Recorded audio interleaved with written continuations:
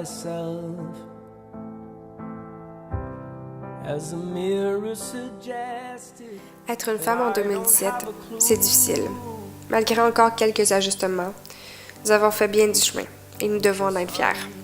Sauf que vient ce combat où on est seul face au miroir, qu'avec soi-même, face à la personne la plus critique, celle qui n'a pas peur de dire que t'es laide, grosse, puis dégoûtante.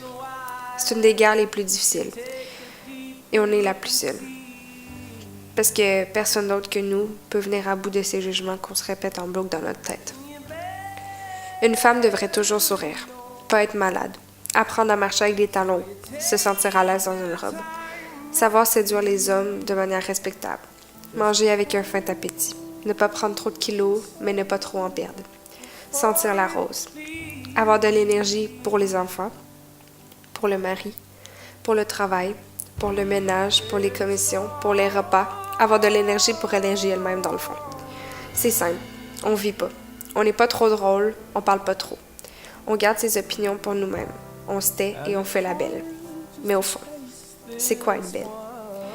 La femme devrait avoir la taille fine, les hanches découpées, les fesses bombées et des seins assez gros pour satisfaire l'appétit des hommes.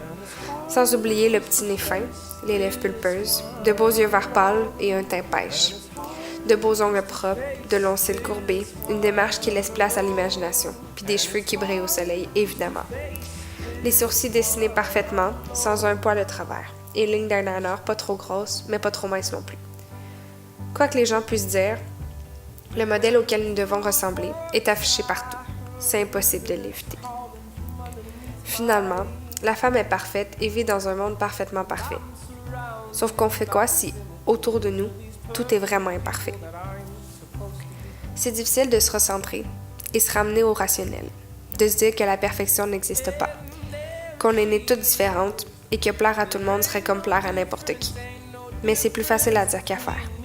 Avec toutes les femmes sur Internet bien maquillées, bien photoshopées, on cherche à être quelqu'un d'autre. Ce qu'on voit de nous le matin, c'est pas satisfaisant, du moins pas à nos yeux.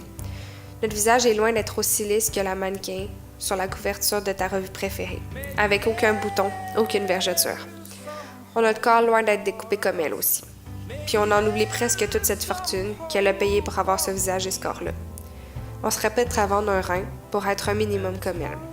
Et pourtant, devoir toujours atteindre cette perfection-là à chaque jour de sa vie, je suis même pas certaine qu'on est heureux pour vrai. On en devient malheureux à toujours chercher la perfection. Sauf que c'est seulement ça qu'on montre à la télé, sur les réseaux sociaux. On veut des faux seins, une chirurgie au nez, des injections, un abonnement au gym. On dépense de l'argent qu'on n'a pas pour plaire à nos abonnés et à soi-même. On pense qu'on le fait pour nous à la base, mais sans les autres autour de nous, on n'aurait sûrement pas besoin de tout ça.